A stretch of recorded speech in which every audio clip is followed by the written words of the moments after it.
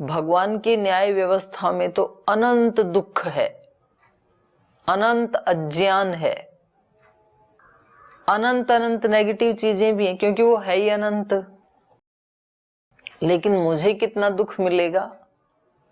जितनी मैंने त्रुटि की है, जितना मैंने दोष किया है, ना उससे कम ना उससे ज्यादा।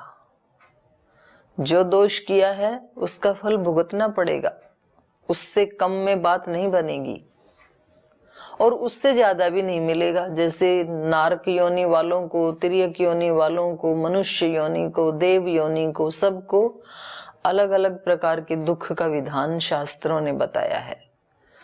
तो नरक योनि वालों को तो बहुत ज्यादा दुख मिलेगा, लेकिन मनुष्य योनि को इतना दुख नहीं मिलेगा। ये क्यों? ऐसा पार्टीशन क्यों? कर्मों के अनुसार। और किसको कितना सुख मिलेगा? ऋषियों को अनंत सुख मिलेगा, योगियों को जिनका दोबारा जन्म हो गया है, इसी मंत्र में आएगा, द्विजानाम स्तुता मया वरदा वेद माता प्रचोदयंताम पावमानी द्विजानाम। जो द्विज हैं, द्विज माने जिनका द्विज, जय मतलब जन्म, एक बार जन्म तो सबका हो ही गया, हम सबका माता पिता के माध्यम से, माँ के गर्भ से एक जन्म तो सभी का हो गया, वो है फिजिकल भौतिक जन्म। अब कुछ योगियों का हो जाता है दोबारा जन्म, रिबर्थ। रिबर्थ होता है योग से, अध्यात्म से, ज्ञान से, विवेक से। योग के 8 अंगों का अनुष्ठान करने से अविद्या का नाश और विवेक की प्राप्ति जब हो जाती है तो ये हमारा रिबर्थ है। तब व्यक्ति द्विज बन जाता है। तो द्विज का मतलब ब्राह्मण भी होता है, ब्राह्मण का मतलब विवेक वाला, ज्ञान वाला। और द्विज पक्षी को भी कहते हैं, संस्कृत में द्विज का मतलब होता है पक्षी। पक्षी का मतलब जो 2 पंख से उड़ सकता है, तो वो आकाश में कितनी भी ऊंचाई पे जा सकता है 2 पंखों के माध्यम से। तो जब मनुष्य को विवेक वैराग्य रूपी पंख मिल जाते हैं तो अब वो उस परमात्मा की अनंत ऊंचाई को अनुभव करने का पात्र बन जाता है साधक। उसी को हम योगी कहते हैं। इस संसार में सबसे महान योगी होता है, ज्ञानी से भी महान योगी है। ज्ञानी तो केवल शब्दों को जानता है, लेकिन योगी उन शब्दों में जो कहा है उसको अपने जीवन में जीता है। तो यहां पर कहा स्तुता मया वरदा वेद माता प्रचोदयंताम पावमानी। पावमानी माने पवित्र करने वाली है वो वेद माता। किनको पवित्र करने वाली है? द्विजानाम, जो द्विज हैं, जिनका दोबारा जन्म हो गया है, जिनका रिबर्थ हो गया है, जिन्होंने विवेक पूर्वक अपने अज्ञान को, अपनी अविद्या को, अपने अशुभ को हटा दिया है और जिसने शुभ को प्राप्त कर लिया है। पाव मानी द्विजानाम। तो मैं बता रही थी भगवान के पास तो अनंत सुख है, अनंत ज्ञान है, उसका कहीं अंत नहीं आता। इतना ज्ञान है, इतना सुख है, अनंत अनंत सुख है। लेकिन हमें कितना सुख मिला हुआ है? जितना हमने कर्म किया उतना मिला हुआ है। उससे ज्यादा चाहिए तो और अच्छे अच्छे कर्म और ज्यादा करना है, और ज्यादा वेद माता की स्तुति करनी है।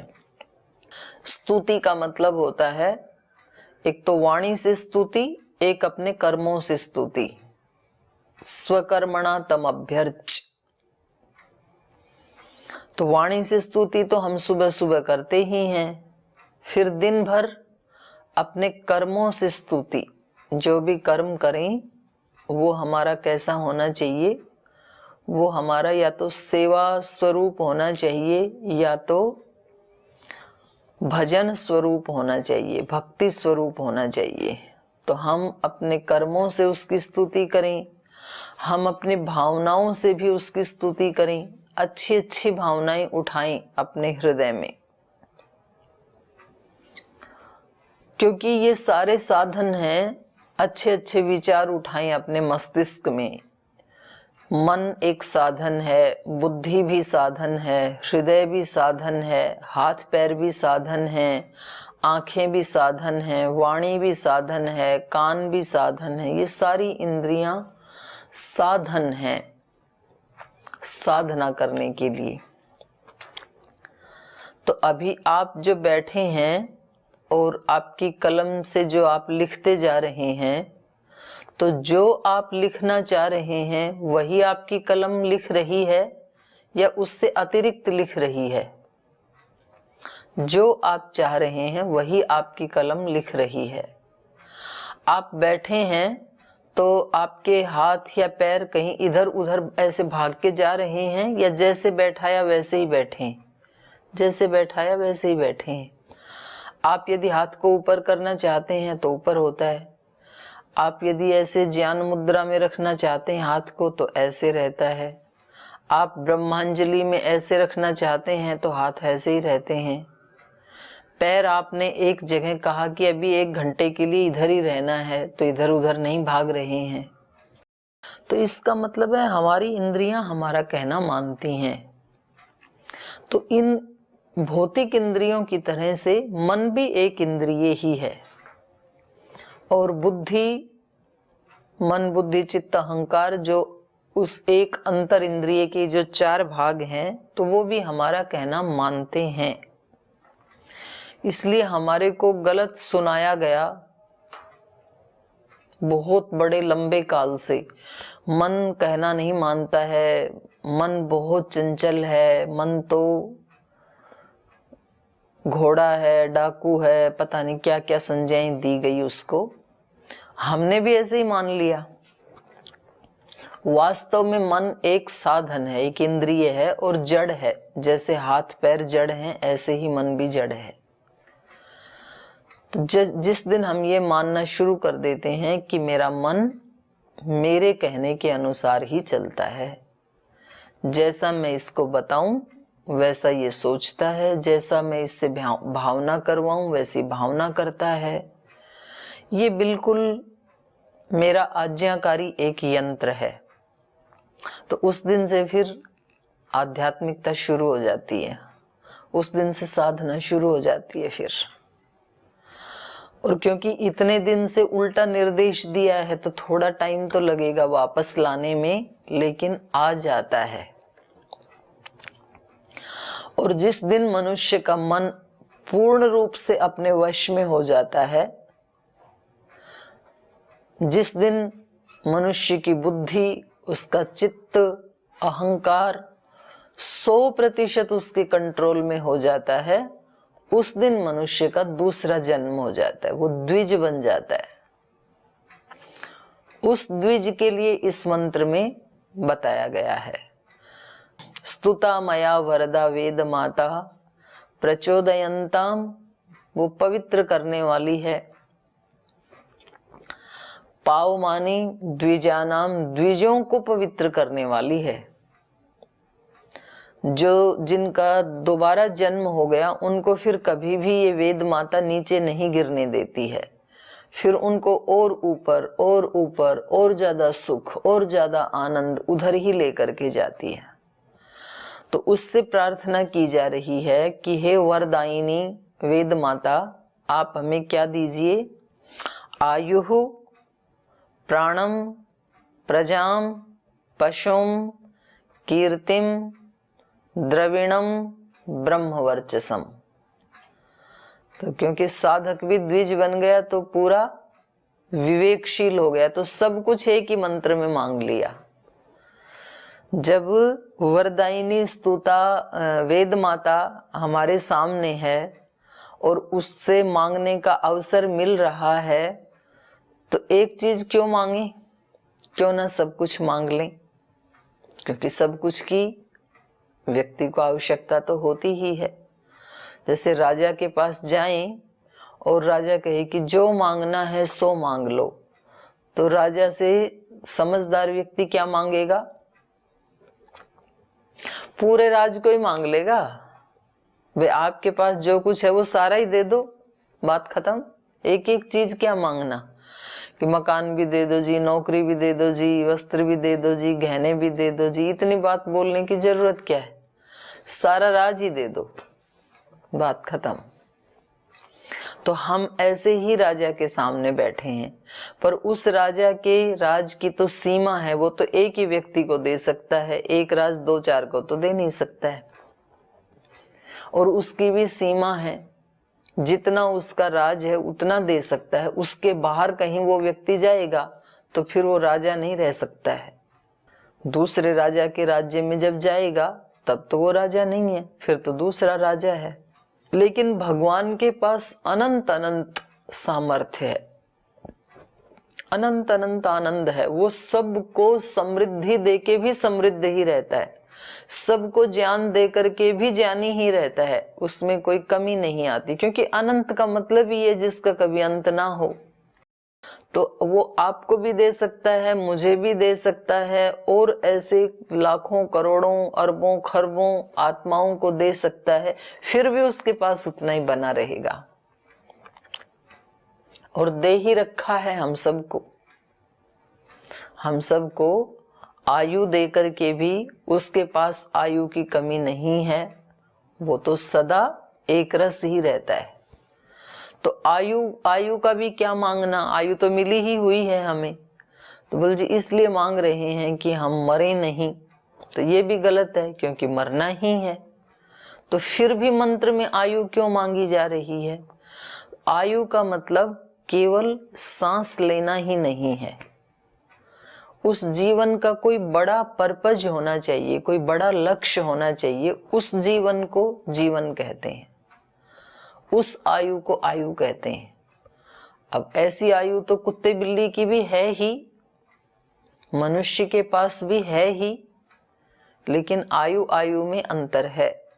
सांस तो सभी ले रहे हैं, बुरा काम करने वाले व्यक्ति भी सांस ले ही रहे हैं, जीवन तो उनको भी मिला ही हुआ है, जो हमेशा दूसरे को दुख देते हैं। लेकिन वास्तव में जीवन उनका है जो दूसरों को सुख देते हैं।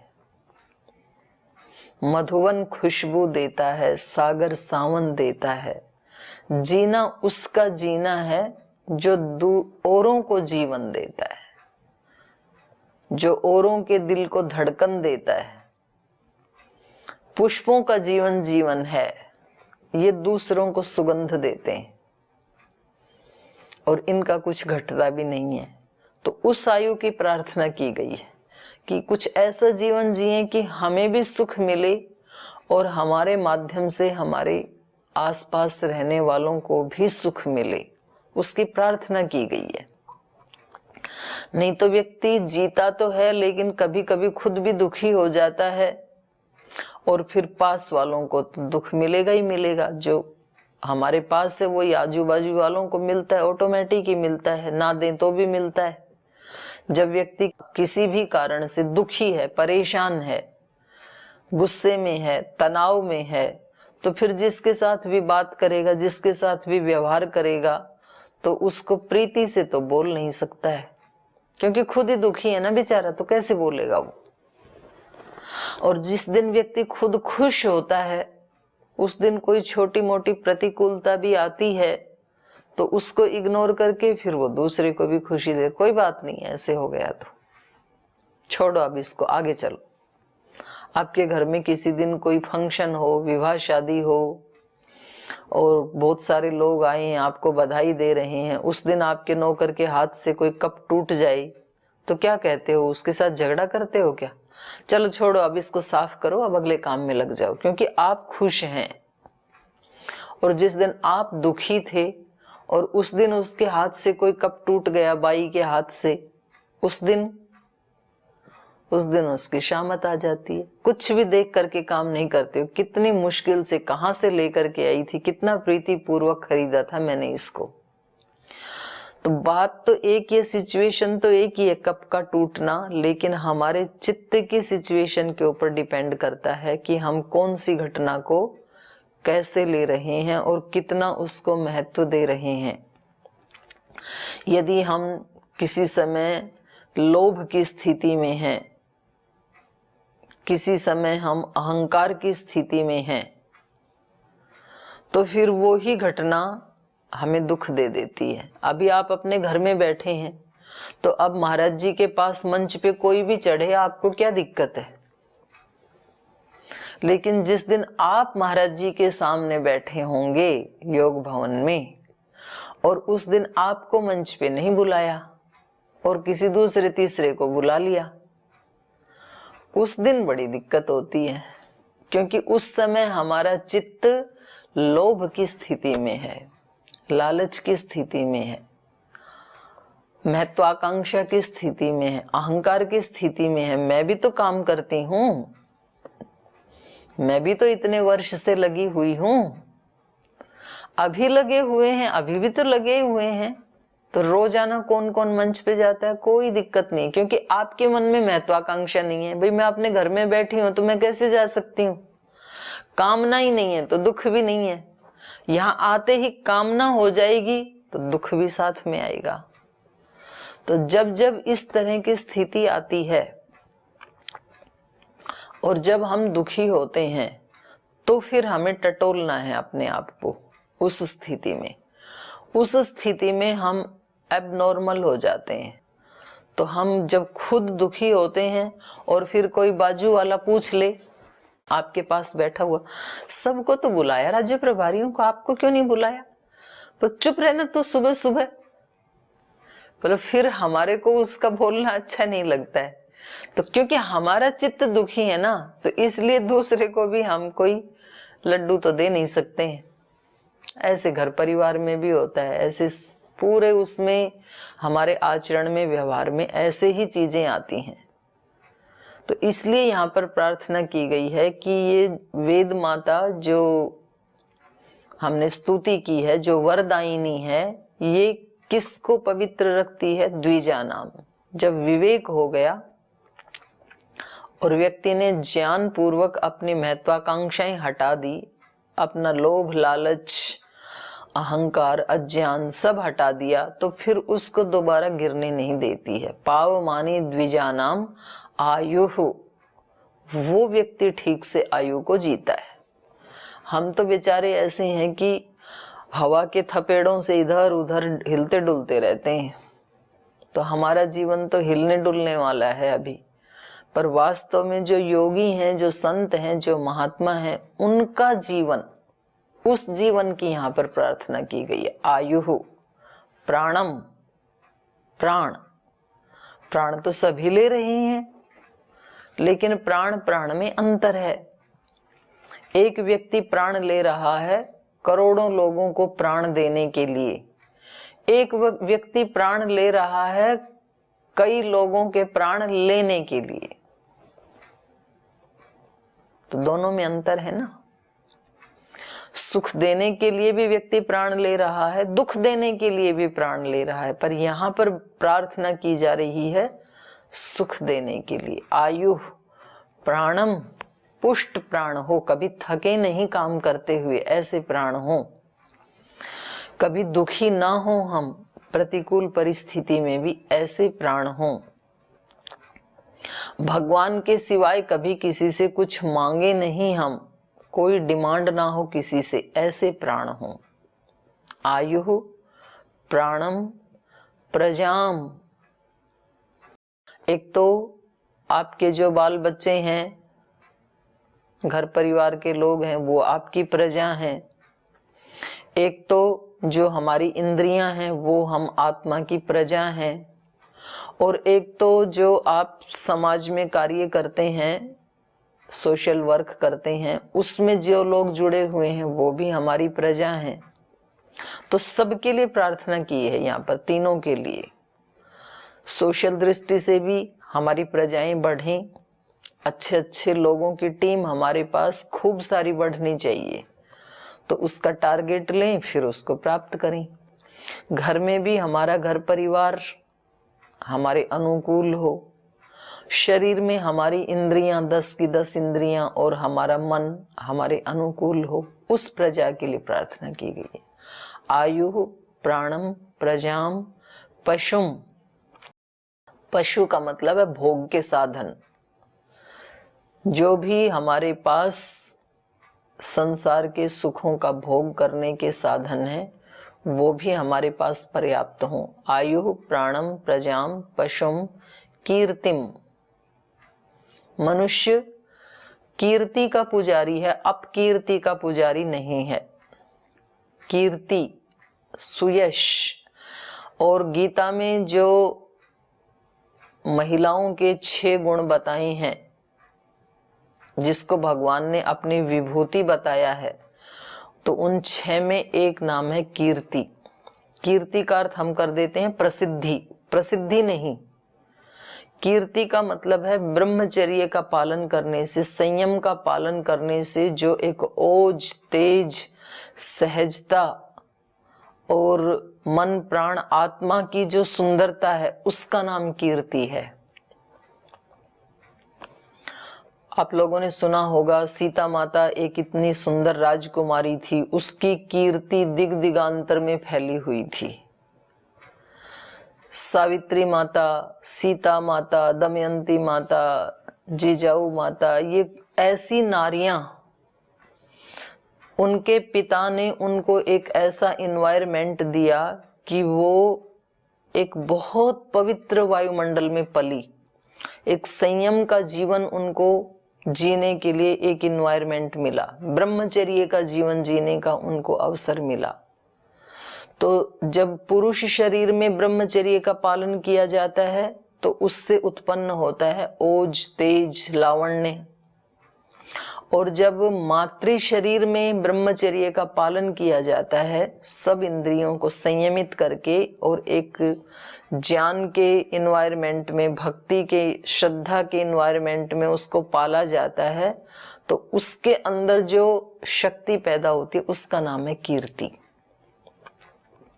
उस कीर्ति की, वो कीर्ति अपने आप फैलती है दिग दिगांतर में। हर व्यक्ति, माने भोगी से भोगी व्यक्ति भी उसके सामने आकर के नतमस्तक हो जाए, उस शक्ति का नाम है कीर्ति। जैसे रावण जैसा असुर भी जब सीता माता के सामने जाता था तो बिल्ली के बच्चे की तरह से हो जाता था। इसका नाम है कीर्ति। ये कीर्ति का प्रभाव था, सीता माता की पवित्रता का, संयम का ये परिणाम था। तो आजकल जो बोल देते हैं ना, भाई बहनें जो है ना वो ऐसे रहती हैं, ऐसे कपड़े पहनती हैं, उनको देख करके एक भोग की वासना जागृत होती है, तो उससे बिल्कुल उल्टा है ये कीर्ति। किसी माता को, किसी बहन को देख करके बुरे से बुरा व्यक्ति भी वासना का शिकार नहीं, उपासना का शिकार हो जाए, उसका मन उपासना की स्थिति में आ जाए, उस शक्ति का नाम है कीर्ति। आयु प्राणम प्रजाम पशुम कीर्तिम द्रविणम। द्रविण माने सब प्रकार का ऐश्वर्य, धन दौलत भी खूब हो, यश भी हो, संगठन भी बहुत अच्छा हो, प्रीति भी हो, उत्साह भी हो, जितनी भी अच्छी चीजें हैं वो सब द्रविण में आ जाएंगे। द्रविणम, ये सारा का सारा आ गया अभ्युदय की श्रेणी में, जो अब तक बोला गया है। लेकिन हमारी वैदिक संस्कृति में अभ्युदय के साथ साथ निःश्रेयस की भी कामना की जाती है, इसलिए लास्ट में बोला ब्रह्म वर्चसम, मुझे ब्रह्म वर्चस भी प्राप्त हो। केवल अभ्युदय की ही प्राप्ति ना हो, निःश्रेयस की भी प्राप्ति हो मुझे, तो इसलिए लास्ट में बोला ब्रह्म वर्चस। ब्रह्म वर्चस तेज का नाम है और ये ब्रह्मवेत्ताओं के पास होता है। जो ब्रह्म को जान जाते हैं उनको कहते हैं ब्रह्मवेत्ता। अब हम देख सकते हैं कि हमारी यात्रा कितनी दूर है, वक्त है कम, लंबी मंजिल।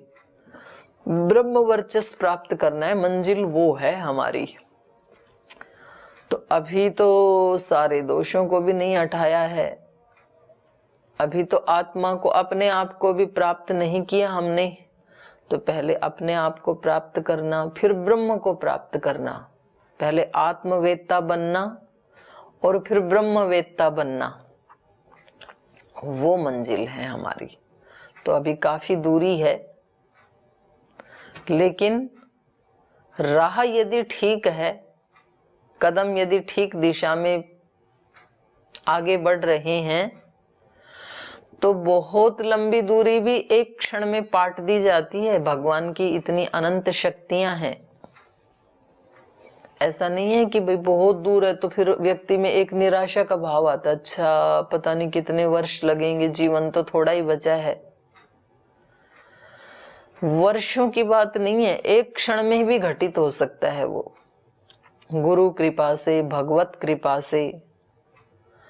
पर उस कृपा का पात्र बनने के लिए अपने को हर पल सजग रहना है।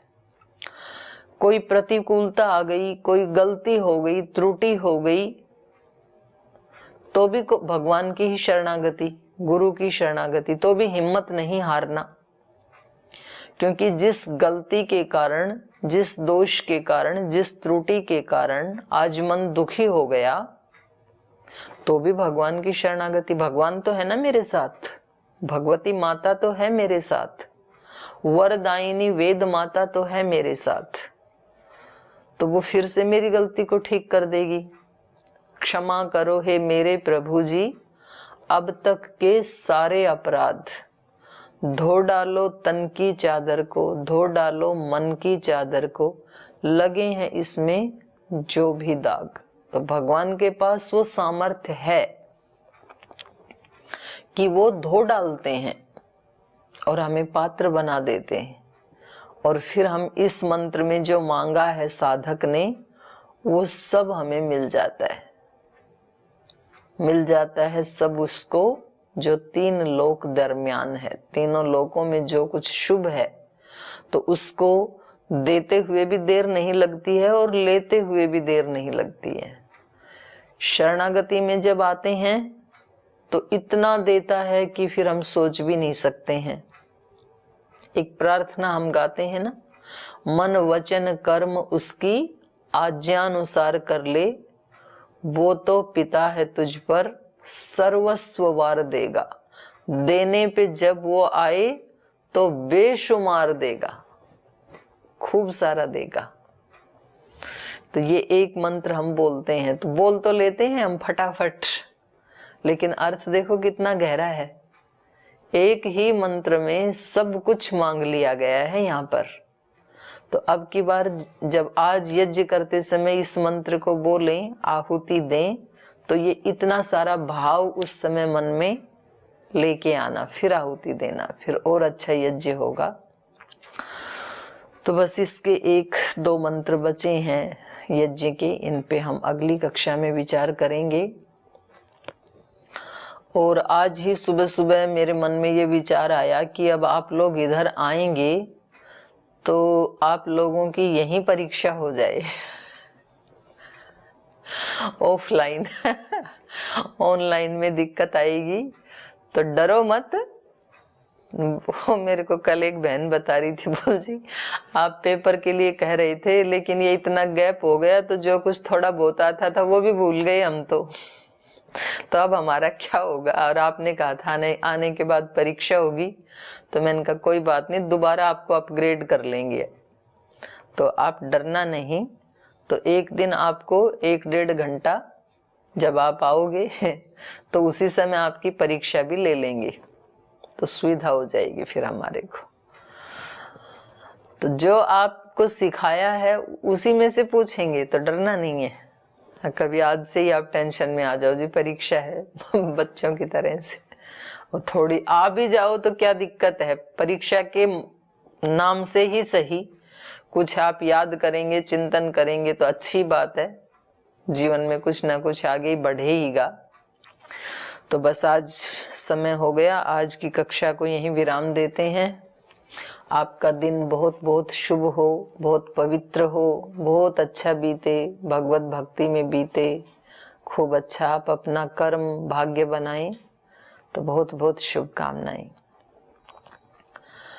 ओम शांति शांति शांति ही।